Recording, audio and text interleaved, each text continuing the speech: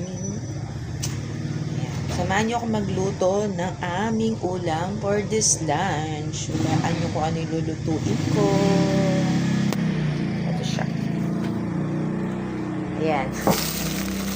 So, buksan natin. Wait lang. So, ayan. Buksan natin. So, meron tayo dito.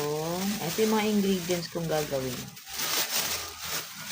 Meron tayo magig sarap, may paminta, may dalawang itlog, and then, gumugulong. Meron tayong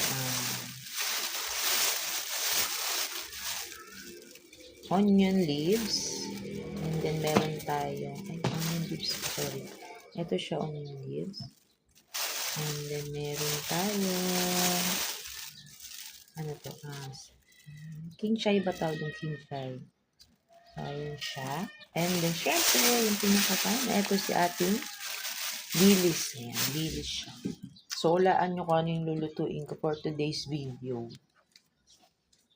So, syempre, kailangan muna nating hugasan ang ating mga ingredients. Syempre, ito, hugasan ko to.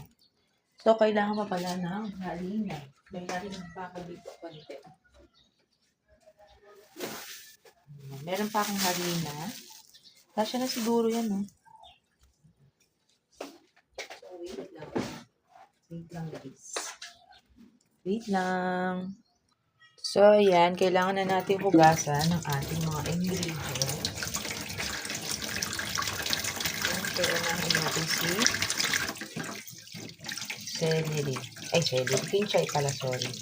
Hugasan natin mabuti kasi guys, nilangaw yan. Galing palengke.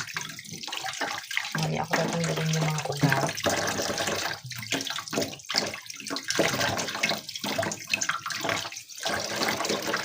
Mas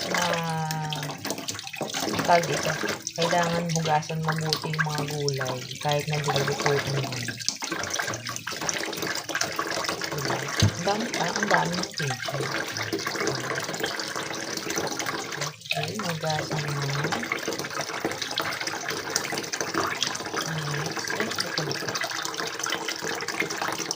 Okay, next natin.